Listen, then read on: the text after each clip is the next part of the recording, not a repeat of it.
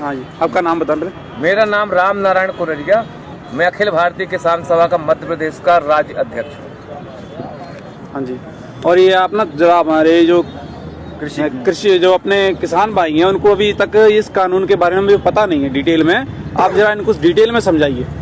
ये जो किसानों का जो आंदोलन चल रहा है जिसमें 500 से ज़्यादा किसान संगठन हैं, इनका मुख्य मांग ये है कि केंद्र सरकार के द्वारा इस देश का किसान, इस देश का खेत और हमारे देश की आज़ादी को बर्बाद करने के लिए अडानी अंबानी के पक्ष में केंद्र सरकार ये तीनों काले कानून लेकर के आई है।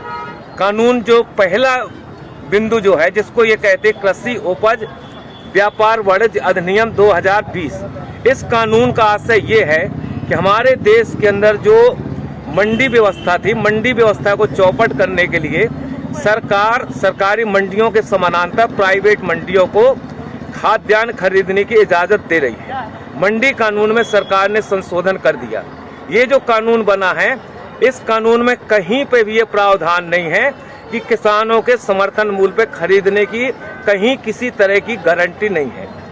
और इसका आशय हुआ कि अडानी अंबानी जैसे जो व्यापारी और औद्योगिक घराने जो हैं, ये मनमानी दरों पे किसानों की फसलों को खरीदेंगे, सस्ती दरों पे खरीदेंगे, अपनी गोदामों के अंदर जाम करेंगे और उसके बाद जब किसानों के घरों से फसलें खत्म हो जाएंगी उसके बाद बाजार में मनचाही कीमतों पर इसको बेचेंगे।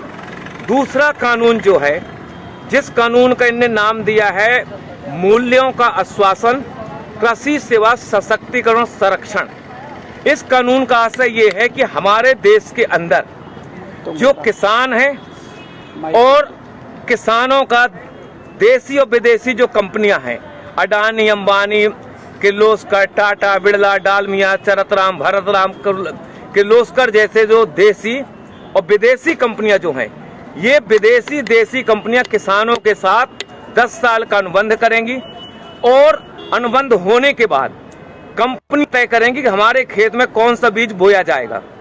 बीज के साथ ये तय करेंगे कि बीज के साथ कौन सा खाद डालना है, कौन सी कीटनाशक दवा डालना है, और उसके बाद किसान अपने खेत में बीज बोने के लिए स्वतंत्र नहीं होगा। दूसरा खतरा जो इस कानून में है, वो खतरा ये है कि किसानों का कंपनियों के साथ जो अनुबंध होगा मूल्य के सवाल को लेकर के, अगर बाजार में अनुबंध से ज्यादा अगर कीमत है उसका लाभ किसानों को नहीं मिलेगा।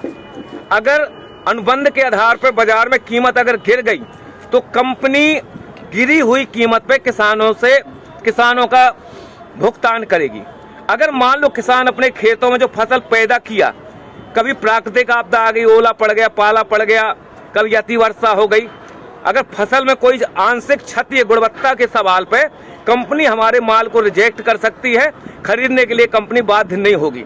इसमें सबसे खतरनाक पहलू जो है, पहलू ये है कि अगर हमारा कंपनी हमारा अनाज नहीं खरीद रही है, रिजेक्ट कर रही है, अगर किसान दोबारा उस अनाज को दूसरों को अगर बेचना चाहे तो इस कानून में प्रावधान है कि आप इस समझौते का उल्लंघन करके दूसरे को आप नहीं बेच सकते हैं। इस कानून में सबसे खतरनाक पहलू जो है कि ये न्यायालयीन प्रक्रिया से बाहर कर दिया गया है। एसडीएम कलेक्टर जो है इसका निराकरण करेगा, केंद्र सरकार का प्रतिनिधि निराकरण करेगा।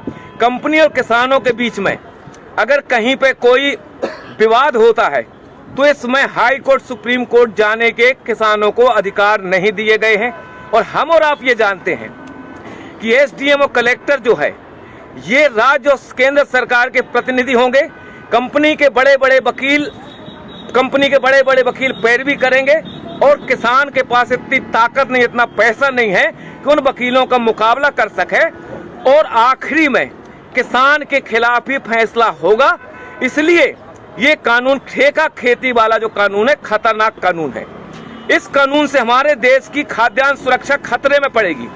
हमारे कंपनियों को अगर ये लगता है कि दुनिया के देशों में कौन सी चीज की जरूरत है, अगर उनको लगता है कि रतन जोत पैदा करना है, उनको लगता है मशरूम की खेती करना है, तो आज हमारे देश का किसान अपने खेतों में जो धान पैदा कर रहा है, गेहूं पैदा कर रहा है, कंपनी उनको मजबूर करेंगी रतन जोत और मशरूम की खेती करने के लिए, क्योंकि बीज वो देंगी। हम लोगों ने देखा हिंदुस्तान के जब ईस्ट इंडिया कंपनी का कब्जा था, ये जो बंगाल था, जब हिंदुस्तान और पाकिस्तान नहीं बना था, बांग्लादेश नहीं बना था, उस समय ईस्ट इंडिया कंपनी ने वहां के किसानों को बाध्य किया था नील खेती करने के लिए। और जब नील खेती किसानों ने की, जमीनें उनकी बंजर हुई, उर्वरक शक्ति खत्म हुई, और हमारे देश में आजादी के पहले 1 करोड़ से ज्यादा हिंदुस्तान का नागरिक मारा गया था भूख की वजह से। तीसरा कानून जो है, तीसरा कानून का नाम यह है कि अति आवश्यक वस्तु अधिनियम 2020 संशोधन कर दिया। इस अभी तक हमारे देश का जो कानून था, उस कानून में प्रावधान ये था कि हमारे देश का व्यापारी, हमारे देश का औद्योगिक घराना एक सीमा से ज्यादा अपनी दुकानों के अंदर किसी भी वस्तु को अधिक समय तक जाम नहीं कर सकता था। इसमें कानून बना हुआ था। अब सरकार ने फैसला किया है, हिंदुस्तान के खेत में जो हम पैदा करते हैं, गेहूं, चना, अलसी, मसूर, बटरी, दलहन, तिलहन, शक्कर और सब्जी और फल, इनको आवश्यक वस्तु अधिनियम की परिधि से बाहर कर दिया गया है। व्यापारियों को खुली इजाजत दे दी गई है, जितना चाहो आप खरीद लो, खरीदने के बाद अपनी गोदामों में ताला डाल दो, बाजार के अंदर संकट पैदा कर दो, बाजार के अंदर हाहाकार मच जाए, रोटी के लिए जनता तरसने लगेगी। उसके बाद ये मनचाही कीमतों पे गोदाम के माल को बाहर निकालेंगे और मनचाही कीमतों पे हमारे देश के अंदर जमाखोरी, मुनाफाखोरी बढ़ेगी। इसलिए ये कानून हिंदुस्तान के किसानों के भर पक्ष में नहीं है, ये कानून इस देश की जनता के पक्ष में भी नहीं है। जनता के पक्ष में इस हिसाब से नहीं है कि खेत का अनुबंध कंपनी के साथ होगा, हमारे खेतों में जो पैदावारी होगी वो गोदामों के अंदर चली जाएगी।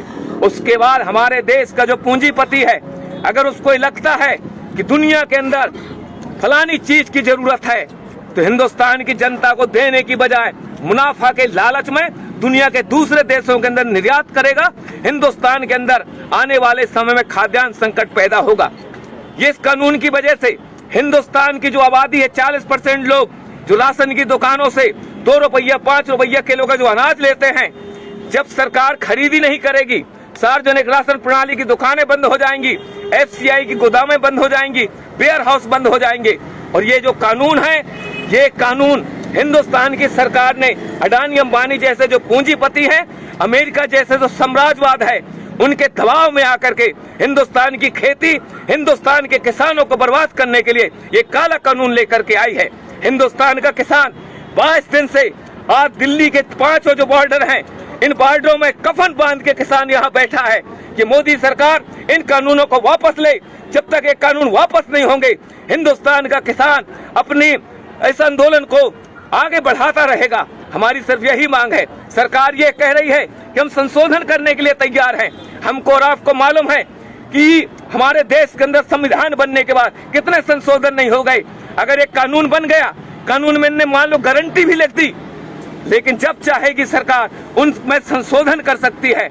इसलिए सिर्फ एक ही रास्ता है, हिंदुस्तान के किसानों को मौत से अगर बचाना है, देश की आजादी को अगर बचाना है, तो जो काले कानून है, ये काले कानून वापस होना चाहिए। इस सवाल को लेकर के हम लड़ रहे हैं। और आखिरी हम किसान संगठनों की तरफ से विश्वास दिलाना चाहते हैं, वो बहादुर 30 किसान जिन्होंने अपनी शहादत दी है, वो भी किसी के बाप है, वो भी किसी के पति है, किसी के भाई है, किसी के सुहाग है। ये मोदी सरकार, ये नरेंद्र मोदी की सरकार 30 किसानों की शहादत के नाम पर एक शब्द बोलने के लिए तैयार नहीं है।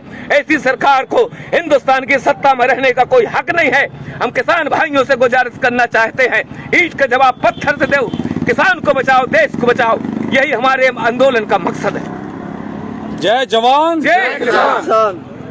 भाइयों, जिस प्रकार किसी भी किसान भाई को ये चीज का जो मालूम नहीं है कि 3 कानून क्या हैं, वो समझ लें और इस वीडियो को शेयर करें, ज्यादा से ज्यादा किसानों को समझ में आए। जय जवान जय